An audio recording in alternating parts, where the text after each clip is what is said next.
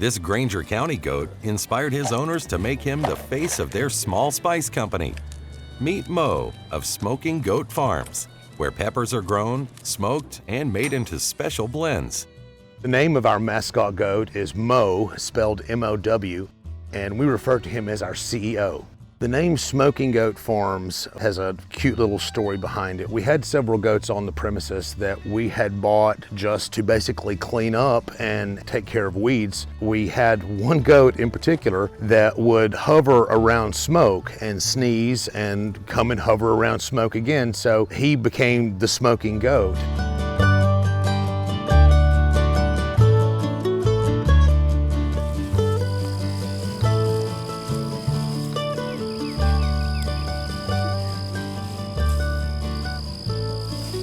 The name of our mascot goat is Mo, spelled M-O-W, and we refer to him as our CEO.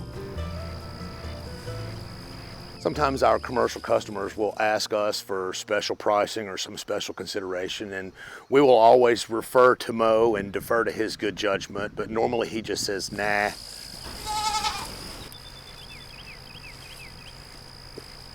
I'm Chris Goodwin, and I'm a co-founder of Smoking Goat Farms here in Blaine, Tennessee, Grainger County. The name Smoking Goat Farms has a cute little story behind it. We had several goats on the premises that we had bought just to basically clean up and take care of weeds. And then we had one goat in particular that would hover around smoke and sneeze and come and hover around smoke again, so he became the smoking goat. Our label was inspired by Mo. I created some artwork that just seemed to work. We wanted a brand that had sort of a patent medicine look to it. We really enjoyed the playful idea of pretending we had been around for 100 years. So when we came up with the logo of the goat with the corn-cob pipe, it just seemed to fit. The whole idea of the kind of farm product that we wanted to grow was essentially analogous to the moonshine model. If you think about it, moonshine is merely corn stored in a form that doesn't spoil.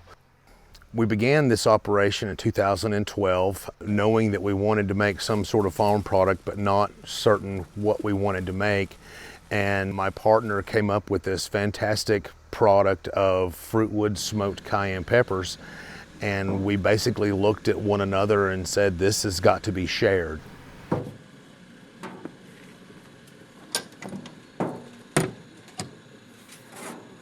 When I say fruitwood, I'm not intentionally being evasive about what kind of fruitwood we use. It just varies from time to time because all fruitwood doesn't produce the same results that we like. So sometimes it's peach, sometimes it's apple, sometimes it's mulberry. We have to check.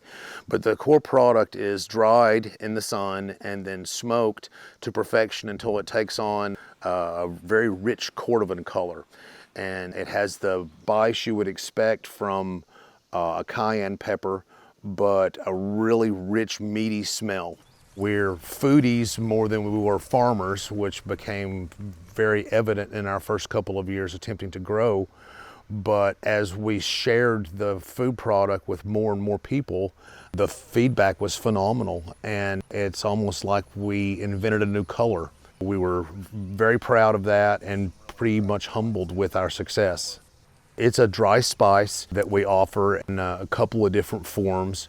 When you present a cooking professional with this product, you don't have to tell them what to do with it. You can see the gears turning immediately as like, oh, well, this would be fantastic in a this or a that. And it's really exciting to watch that process when creative people are provided with something new to work with. That's one of my favorite things about this job. My background was in a whole different trade, and when we decided that we wanted to grow something, we weren't sure what we wanted to grow, and one thing led to another, and the pepper product was what really took off. But we quickly understood that farming is very hard. There's a huge difference between farming and gardening. We wound up having to reach out to other professional farmers here in Grainger County. We're still all grown in Grainger County. This is where we grow some of our peppers.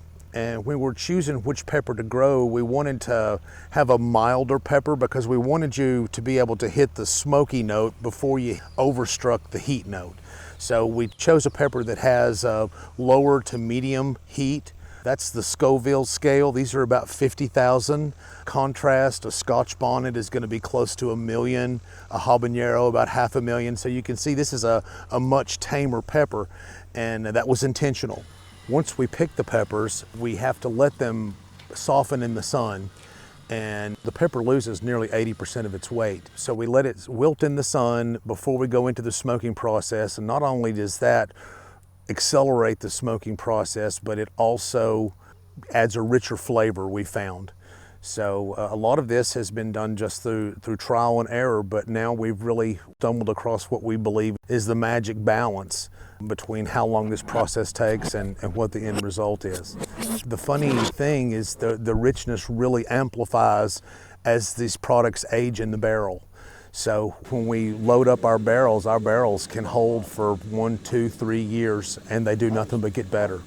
Our first products were, of course, all cayenne pepper products, but we have since then branched off into smoked salt and smoked rosemary and smoked sage. And all of these 3 products have been met with much enthusiasm, as well as a new product that's just now coming out called Devil's Prunes. That is a fruitwood smoked jalapeno pepper. We let them turn red. Most jalapenos that you see in the grocery store are still green.